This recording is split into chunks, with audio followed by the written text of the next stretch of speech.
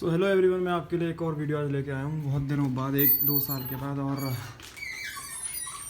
अभी लॉकडाउन चल रहा है, जैसा कि आप देख सकते हैं सब बंद है और एकदम शांति है, एकदम पिन ड्रॉप साइलेंस है। मौसम बहुत अच्छा है।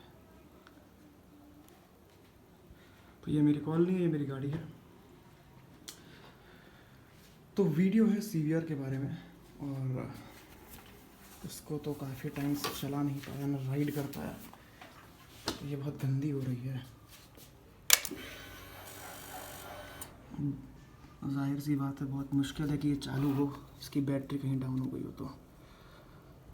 20,000 चल गई है, तो मैं इसको चालू करता हूँ।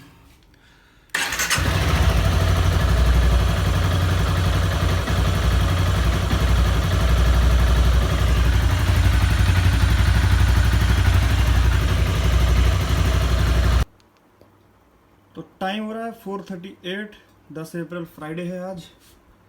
और बाइक तो हो गई चालू, उसमें कोई दिक्कत नहीं थी। तो मुझे लगा उसकी बैटरी बैठ गई होगी तो इसलिए नहीं हो गई होगी। और ये जो चीज़ आप देख रहे हैं, ये मेरी एक वीडियो है मेरी चैनल पे जो मैंने 1 साल पहले डाली थी।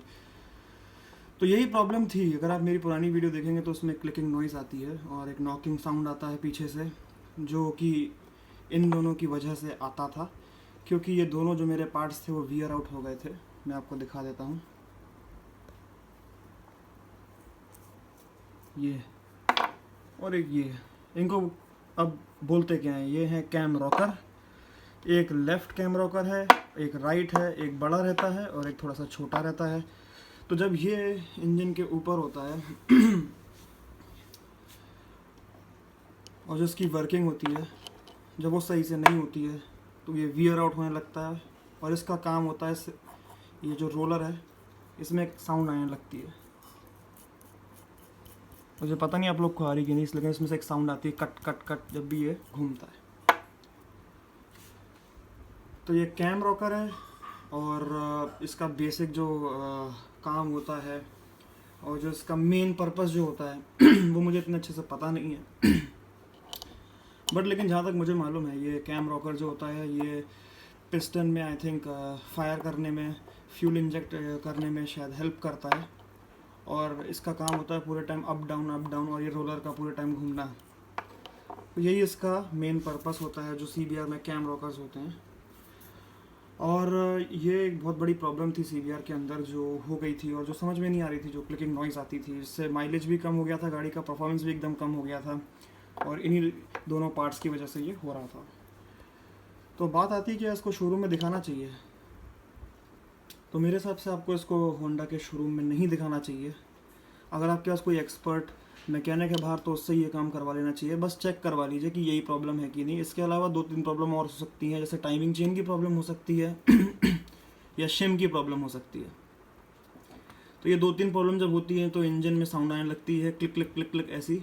जो मेरे लास्ट वीडियो में आप देख सकते हैं, जो मैंने बनाया था, उस टाइम सीबीआर में साउंड आ रहा था, अब नहीं आ रहा है। तो मैंने जब दिखाया तो उन्होंने मुझे कहा ब्लॉक पिस्टन ख़राब है और पिस्टन चेंज करना पड़ेगा, जो कि बहुत ही गलत था, क्योंकि शोरूम वालों को पार्ट्स चेंज करने में उनको क्या कहते हैं, उसमें परसेंटेज मिलता है और मैकेनिक को भी काफ़ी पैसे मिलते हैं और काफ़ी पैसा खोरी होती है। इसलिए उन लोग ने मुझे बहुत लंबा चौड़ा काम बता दिया। बट एनीवेज, मेरे पास एक एक्स होंडा के मैकेनिक थे जो होंडा में पहले काम कर चुके थे और उनसे ये काम मैंने करवाया था। तो आपको भी कोई पास में मैकेनिक को ढूंढना है जो स्पेशलाइज्ड हो, कोई बहुत बड़ा काम नहीं है। ये पार्ट्स आपको 800 रुपये में दोनों आ जाएंगे।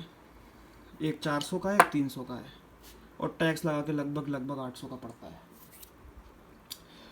सो यही प्रॉब्लम थी और यही प्रॉब्लम थी और यही चीज़ें आपको बतानी थी। मुझे अवेयर करना था लोगों को कि कहीं उनका घाटा का सौदा ना हो जाए अगर उन्होंने बाइक ली है तो। और ब्लॉक पिस्टन 25-30 हज़ार का आता है, मतलब नहीं चेंज कराने का अगर सिर्फ 800 रुपये की चीज़ ख़राब हो। लेकिन शोरूम वालों को ये चीज़ें समझ में नहीं आती और वो सीधा मोटा पार्ट ही चेंज कर देते हैं, जो कि, और मेरे केस में तो उन्होंने ऐसा पार्ट बता दिया जो कि चेंज करने का कोई सेंस ही नहीं था, जो एकदम परफेक्ट काम कर रहा है। सो एनीवेज, अभी क्वारंटाइन चल रहा है, हम घर पे हैं, आप भी घर पे रहिए और स्टे होम, स्टे सेफ। तो यही आपको वीडियो का मुझे अपडेट देना था जो मैंने लास्ट ईयर डाला था। मैं डाल नहीं पाया था, काम के सिलसिले में बहुत बिजी हो गया था, मेरा ध्यान नहीं था, पर अब से मैं रोज़ वीडियो डालूंगा। एंड प्लीज़ वीडियो पसंद आया तो लाइक, शेयर, सब्सक्राइब कर दीजिएगा। Thank you.